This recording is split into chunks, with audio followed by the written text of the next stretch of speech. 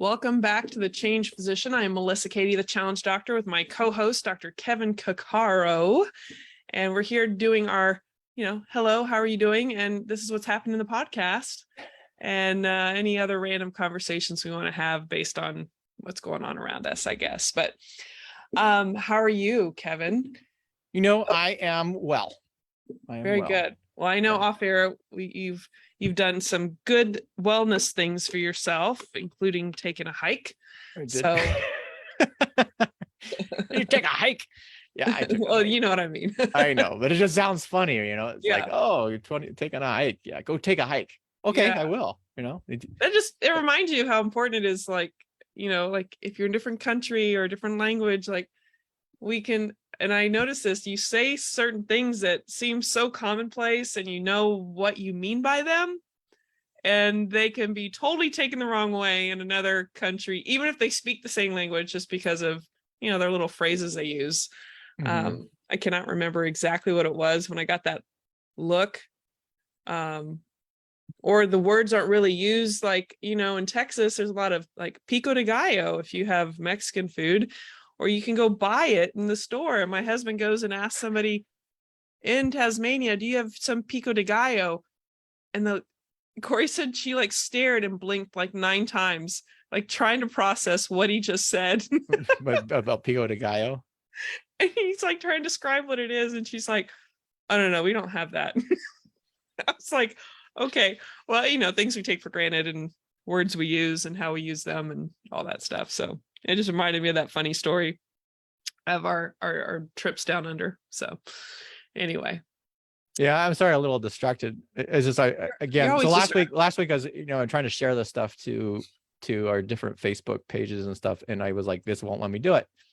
And I have no idea what the hell they're doing now with business pages on Facebook, because you literally can't click. Even with just to make a post, like, so I'm at one of my business post Facebook pages, and it's like add to your post, but I can add a COVID-19 update. I don't want to do that. I can add a photo or video. I don't want to do that. I don't want to get messages. I don't want to put feelings or activities. I just want to stick the stupid thing in and make a post, and it won't let me do it. So maybe it's a Chrome thing. I don't know, whatever. Screw you, Facebook. So, I think we got to find a way to do a Saturday Salutations without you saying, screw you, Facebook. Oh, maybe that's why. Maybe they're just mad at me now. They're like, oh, that guy always says screw me because he doesn't like our fancy stuff. We probably have some expensive... we need to do the YouTube thing, because there's some way you can just stream directly onto YouTube. Yeah. And have you gotten notices about YouTube that you can start having a handle name? That you can assign your own personalized handle URL name? Like your handle will be the end of the URL. So I don't even know what that means, but it sounds cool. I want a handle.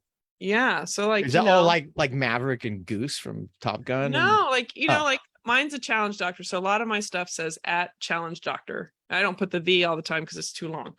But like that handle, you can search in YouTube via the handle, so you can find everything associated with that person. Interesting. Or entity.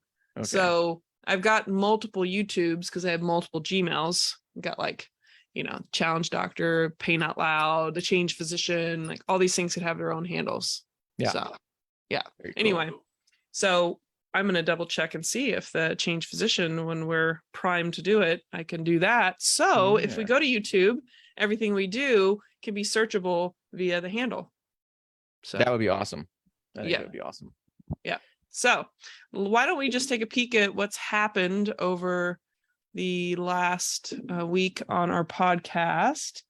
Let's see. Oh, this is, the fun stuff. So today is the 29th. Oh yeah. Tilo Klinger is an anesthetist I just saw over this past month, who had never done a podcast before, never been interviewed for one. So we asked him to describe his move from Germany to Australia as an anesthetist, or for those in the US more familiar with anesthesiologist. And then, of course, we always do our Throwback Thursday, and did a Heather Hammerstedt. She had done she's an emergency medicine physician who's done a lot of coaching. So she was saying why every physician needs a coach and what to look for in a coach.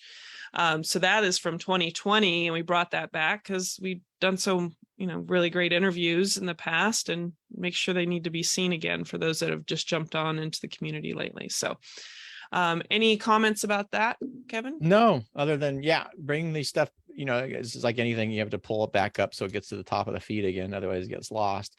And then I loved talking to Tilo. It was fun, and he's never done a podcast, but he's a natural at it. He just forever. I mean, no, he's the perfect guest, right? Because all you do is like point him in direction, and then he just goes. He does all the content. And then you just smile and nod. It's like, oh, you're such a great listener, or this was such a great discussion. It's like smile and nod, But the other thing I really liked about it is for two reasons. One is you kind of think in the US, a lot of times we think, well, it must be better someplace else. And I can't remember, they're a super nice couple from Canada, and we talked about kind of the challenges that are, because it doesn't necessarily mean the grass is greener in different places. It was shocking to me to learn that Germany is pretty damn intense. Like his work schedule was intense.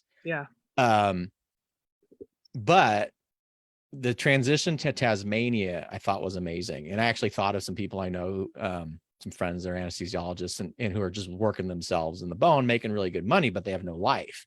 And the first thing I thought of is, man, what a great opportunity to do this stuff. I mean, for the right individuals, looking at some of these locations, and I think Australia, New Zealand, Tasmania being a state of Australia, are so appetizing. You may not make as much as you would in a traditional practice in the United States, but the quality of life is just so much insanely better. Plus, what kind of experience? I mean, what an amazing experience. Yeah. So and if you have, I'm sorry. Yeah. No, go ahead. No, I was thinking if people have, like, there's always that dilemma of like children at what age, like, to do that kind of move. You think, because, I think if my husband and I had children, we would be more enticed to bring them into that, like, jump quicker, because of this opportunity to have time with them, maybe more, and your quality of life. And it's a beautiful, like Tasmania, it's a beautiful state of Australia, and it's more money there than in New Zealand based on different type of medical systems. But I think bringing children to raise them in that kind of culture, there's definitely things like in the US, they worry more about guns and worrying about how to, like, in schools, there's different kinds of elements of stress. But I feel like you would probably be able to have more quality time in a less stressful environment in Tasmania. Now there's a lot of rural areas in the US and stuff like that, but I think it's an amazing opportunity to raise children. I think that's the one thing from Tilo, is that he was glad he had a supportive family that was interested in that. But having older children that have already established friendships, I think that might be harder. But maybe if they're younger or not really set in their ways of friendships and other community, like taking them at that opportune time to raise them there would be an amazing opportunity, and you can have a dual citizenship. They can always come back,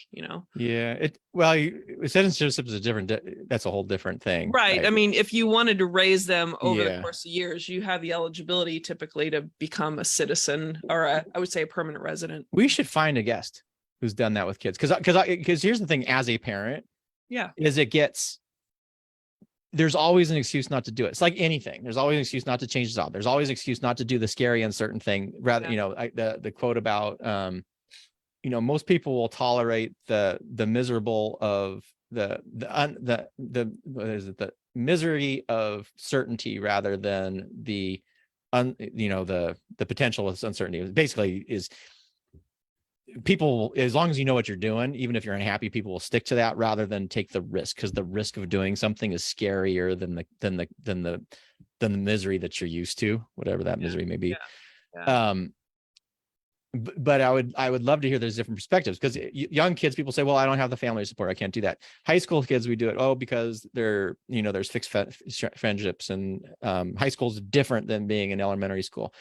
And I've used those myself with our discussions, and I've definitely seen some of the few transitions that we did, how that was. But I know a friend of mine from high school who was military and then moved, and their kids moved to Australia for some tour that they did. And they were like in that same age that you would assume was be really hard, like middle school and high school and stuff. And the impression that I got is they had an awesome time. Yeah. So I would love to get a guest on, talk about that. Was it considered like a temporary 2 years? thing? They wanted to stay longer, but then the military moved them again. Oh, but it was literally 1 to 2 years or 2 to 3 years. Yeah. And I think as a physician, what a great opportunity to do that. I mean, just view it as, hey, we're going to do this we're going to do a tour, right? So if you said, I'm going to go and do this, I'm going to move to Tasmania for 2 years or 3 years or whatever it is, and that's your bookend. So then it doesn't seem as overwhelming, right? Oh, I'm moving for the rest of my life. Well, don't, it's like anything is don't pressure yourself. Well, it's like the entrepreneur thing is like, don't test everything, right? Test. So yeah. I'm going to go do a tour. That's my test move. And then I can always come back. But, and that's it. And it's still kind of scary, but that's a lot less of a commitment than, I'm going to move. And I'm thinking to myself, because now I'm like, oh, we need to test move into. Yeah. Not yet. We're still not. I have this like 3 or 4 year time frame here, but we're gonna do that. We're gonna be testing some stuff out. Yeah. Why not? I mean, do you really know what options or what things could be, or if you could have a different experience, if you don't explore and test, like you'll never know. Like, why is it that some people know that they love to do woodworking?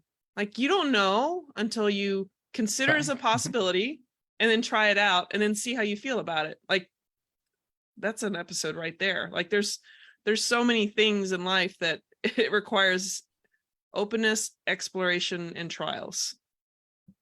Yes. And your mindset and how that influences everything. And it's interesting because that's not it's not woo-woo. Like people, there's a lot of the stuff in woo-woo pisses me off because they just kind of throw it out like fairy tales, and it gives it a bad name. But then when you look at the neuroscience, it actually makes sense. Like there's actually data to show some of the stuff that people think is woo-woo. And positive mindset is a big one. If you walk into a scenario and you are anticipating this is going to be bad and this is going to be this and this is going to be bad, your overall subsequent experience is more likely because it is now primed to be bad. And your brain now, because of that priming, is starting to look for confirmation of those negative aspects for which you've already said are going to be present. Versus if you go in and say, hey, this is a great opportunity.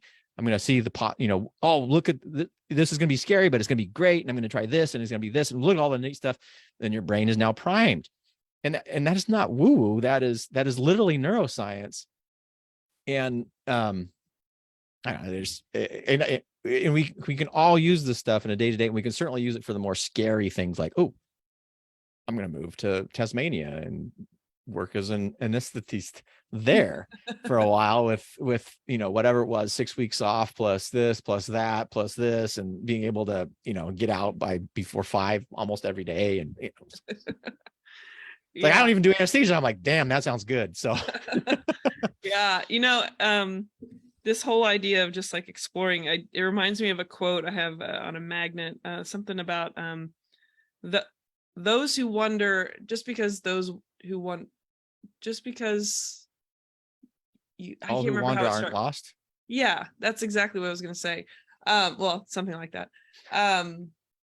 But that, to me, it's like, you could say that's like woo-woo people, or like, the tree hugger, like all these kind of like this perception stereotype. I'm like, hey, I feel like when you get to a place where you're like, this isn't working for me, I'm admitting that something doesn't feel right, and I need to explore the possibilities out there instead of burning myself out and like letting my health go to crap. Like, it's okay to just kind of like explore and wonder. And because most of us are limited in what we've been exposed to, like you're kind of like dealt down this path of your culture, your society, your parents, or anyone who's been highly influential in your life. And you get to this middle part of your life. Just talking to somebody else about this midlife crises. It's like, sometimes we make decisions and we don't realize why we're making them. And they may not be fueled really by what we truly want. It's kind of perception of people around us. And then you get to the middle of your life, you're like, holy crap, 30 plus 40 years have gone on, 50 years gone by, and it's gone by fast. And what does my life consist of? And do I really like it? And so it's like, I feel like a lot of people get to this place so they don't know which way to go or which way to look or what to do. And I think this is like part of the journey of life is like, and in 10 years, I'll be more wise and realize more things. But I feel like a lot of us are kind of like evaluating, and the pandemic probably accentuated that, just like what really matters. Like, and if I'm not happy with things and I don't know what I want, then you got to explore. I mean, how else are you going to find these things, to discover who you are and what you really enjoy? But yeah, I mean, it's like sometimes you may ask yourself, what is that beautiful house? And other times you may ask yourself, where does that highway go to? Yeah. Or you may ask yourself, am I right or am I wrong? And then all of a sudden you have that realization, my God, what have I done? Yeah. It was poorly. That's a Talking Heads song. I love that song. I had a good days gone by. I had a feeling you were looking at something. Oh no, it's because it's a funny song, because I remember listening to that song in high school. So if those who don't know, my really very bad joke that I brought it in is Once in a Lifetime by the Talking Heads.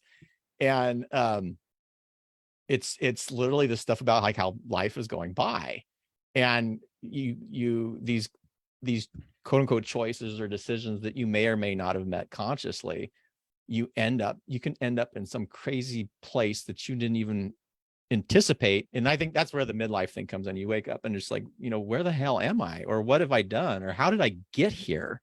Mm-hmm. And it's this kind of sequelae of not being aware of just how you make decisions. Yeah. And not being the theme. We should literally put this as the tagline of the podcast, is simply not being aware of what is occurring in your life. Yeah. Yeah. I do love that song, by the way. I feel like we should play it as a theme here. Well, we can always rearrange the intro and outro with something. Oh man. Well, anything you want to add to like anything exciting or new, or you're looking forward to? Exciting and new. That's another something song, from the past, the present, or the future. Past. Take your pick. Well, so I did, like you said, I went on a hike with one of my favorite people, who's an amazing therapist who she's just super cool. I haven't seen her for a long time. So we went on a little hike, and I've been in that area. We had talked about off air, like, I love where I live. You can literally walk out the door and hike. We just drove 15 minutes and had a great hike. Didn't see anybody, basically. So great to see her and kind of reconnect on that. Other events, trying to think of other big things that are coming up. We are doing a little trip in a couple of weeks, which I'm very excited for, doing to Calistoga, which I love Calistoga. We were there last January. We're going to go back again. Calistoga is a town in California, and it's in the wine country. So there's like Napa, and there's Sonoma, and there's Calistoga and Healdsburg. And the farther you kind of get up that highway, the less kind of uppity, I guess, is what I would use the word. So there's, I don't know, we just had a great time when we were there in January. So we're going back again, same place. It's kind of this funny little hotel that's got like hot springs and stuff. And so I'm looking forward to that. And what other exciting things? I know I have something. I was supposed to say, and I am forgetting what it was. But yeah, things are going well. I mean, we've had some recent stresses with, actually, we should probably do an episode on this, with aging parents, kind of a deal. And so when you're starting, we've talked about like end of life on this podcast. But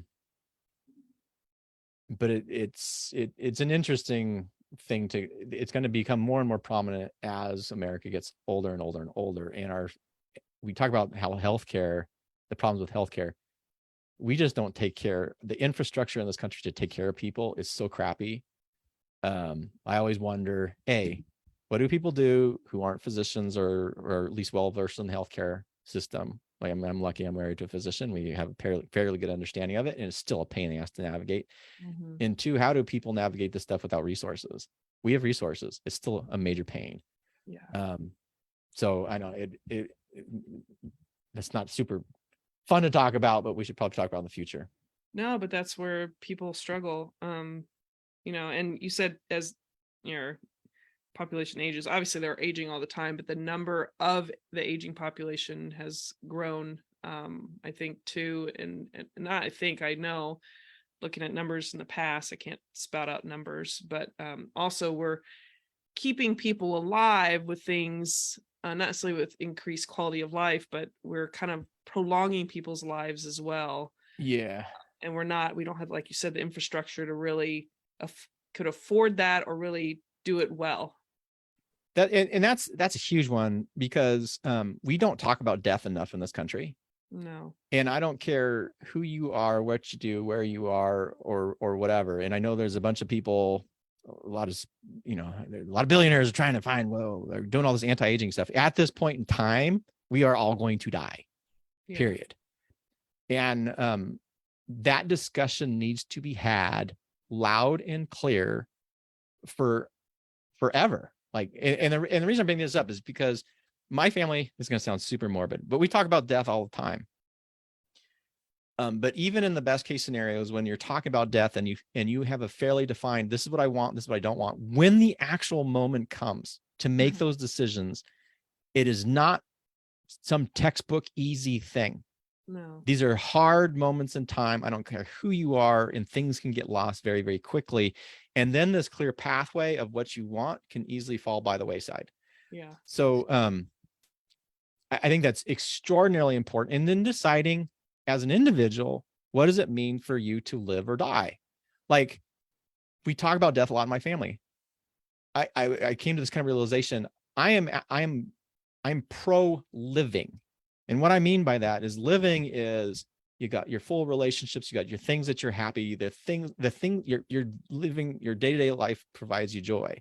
But what I am not is anti-dying. And I think a lot of our country is anti-dying. Yeah.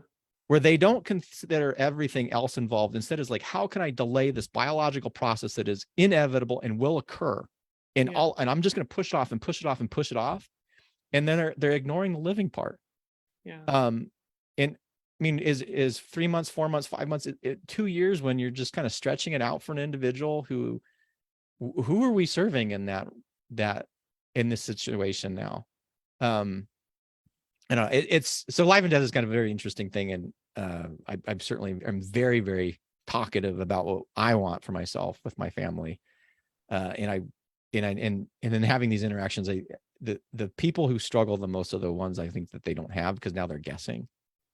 And that's really hard. Even in the best case scenarios, when these things come, it becomes really, really, really hard to make decisions, because it's like, well, is this reversible? Because everybody's like, oh, if nothing's going to work, I don't want anything done. Well, trust me, those clear-cut decisions happen almost never. Like, almost never do they actually occur. Yeah. No, I think, it's, and you have to look at the state you were in before too, like your capacity to recover and all this, this whole reversible versus irreversible can be tricky. But if you're like 90 years old and you've been laying bedridden for like 4 years and you had a catastrophic stroke or something, like, it's different than like a real, and depending on their wishes, but at the same time, if you have someone who's very nimble at 90 years old, running around, running organizations, and their resilience might be a little better than, the average 90-year-old. I might, if I was that loved one that had to help make decisions, and they don't want to be a burden, but if they could come around, I might give them a little more time. Like, I'm not going to like pull the plug right away. But if someone who's been like pretty much not living the life they wanted to, it's, looking at what their wishes are and stuff, you have to, like, it's just, there's too many there's too many things at play there. And that's where that's really hard, because so the person, we always think about the bedridden person. Right. Maybe they're happy. well, again, to me, that becomes a much easier decision for the family. It's when somebody's sort of moving around still, and that kind of a deal. Yeah. And it's interesting, because people will have DNRs and they'll have DNIs, and then they'll go into the hospital, and then those won't be followed. And I can think of a specific individual where that occurred, and then they were submitted to a massive amount of care with the idea that was somehow we're going to reversible. I mean, the stuff that they did, honest to God, And I was like, expense. was By the way, there's expensive. still bills when you die. Yeah, it was very expensive, and the actual evidence to support it was between nil and actually negative mortality associated with it. And some of them I was like, what the hell were these people doing? Yeah. But because they were very, had been moving around really quick in walking around before they went in, it becomes very, very easy to say, and we as a medical community don't do a really good job about this. Well, this is potentially reversible. Mm-hmm. So ultimately in that scenario, maybe it was potentially reversible and you wait the 3 days or 4 days or whatever and kind of go through it. But a lot of times it's for me or you to talk about our own personal death. Like I actually think about this. Okay, well, if I was 85 or 95 and relatively healthy, and then I had a respiratory event occur and I'm gasping for air, like, would I want somebody to intubate me? And my younger Kevin right now is saying, no, I wouldn't want that. Now, I don't know exactly what is in those scenarios in the future because we don't know, if you're cognizant at the time. But those are kind of the things that you need to make like, okay, well, how am I going to die? And then I think about, well, how did people used to die? Well, before we had all this medical care, people would get pneumonia and they would die, or they would get an infection and die, and they would do, they'd have a heart attack and they die. And now we've taken all this stuff that were quote unquote the natural ways to go. And now we've created a very weird artificial environment such that the things that should have killed us or would kill us, we may delay those greatly. So like if I have massive pneumonia when I'm 95, and then that's potentially reversible, it'd be very easy for someone to intubate me and start treating me. And there's a good chance I still may not come off of that, come out of that very well. So am I comfortable enough to tell my family that if I'm at that point and I'm at that age, to simply say, I just want to be comfortable. I've lived a good life. I don't know. It's always it's the reversible, the possible reversible becomes the big tricky slope, and it becomes really easy to, because then it was reversible for a couple of days. It was reversible for a couple of days. It was and it just becomes this weird, and all of a sudden you're just like the Talking Head song. He's like, my God, what have I done? Where am I now? Anyway, so I do think we should all be talking about death a lot more. And it's not like you're like, oh, I want to die, but man, I want to be able to live, and then I want to die. What I don't want to do is be undead, where I don't want to be the undead. And we did talk about this. It actually happened to ironically release on 9/11, episode 216 on death and doctoring, where Kevin and I talk more detail about some different scenarios and situations with that. So if you hadn't seen that one and you want to listen, you can check that out. Yeah. That's all I have to say. Happy Saturday, huh? Yeah. Well, it's Halloween coming up, so gonna have a little bit of some dreary or some seems like a scary topic, but it really shouldn't be. Anyway, why don't you take us out? I will do that. I bet you just remind me about Halloween. So I just want to say happy Halloween, everybody. I haven't had like an awesome Halloween since I was 18 years old was the last like super kick-ass Halloween. But I had so many good Halloweens before that. It's still one of my favorite holidays we had such great Halloweens going up. Like, all right, I'm not gonna take us out for it. I'm just gonna talk about this. But you didn't ghost today. You didn't ghost. I didn't ghost. All right, so Halloween, where I grew up, and unfortunately, they're not able to do this. And I probably talked about this previously on a Saturday or Friday or whatever we were doing our live things. But in Carson City, Nevada, so October 31st is the day that Nevada was admitted into the Union. It's the day we became a state. So October 31st was the holiday. And because we were the capital and we had this big parade thing, they made this decision that we always had the 31st off. And then to keep children safe, we always celebrated Halloween on the 30th. So my entire living experience growing up and trick-or-treating, we always had the day after Halloween off. Nice. I cannot even begin to tell you how cool it was. We were up late doing things. It was the absolute best experience growing up, and all I have, it still just brings me joy thinking about all the stuff that we did. I mean, we were just running like, and it was a small town. It was fairly safe. I mean, we're like 12 years old running around at midnight in the middle of who knows where. Nobody cares. Yeah. So awesome. So I love Halloween. And those were the days. Those were the days. And unfortunately, they screwed it all up and like, oh, we want to make it a 3-day weekend. Well, you're screwing all your kids, Carson. Now they don't get that experience. Anyway. Bummer. So anyway, all right. So folks, this is the Change Physician podcast. If you love to hear us come on and rant or rave and do whatever, you can join us on Saturdays at the Change Physician at Facebook, or until we figure out the streaming to YouTube thing, because Facebook sucks. You can join us there. As always, if you're interested in the community, you can go to thechangephysician.com, whether you're a physician or a physician ally. And until next week, stay well. Take care.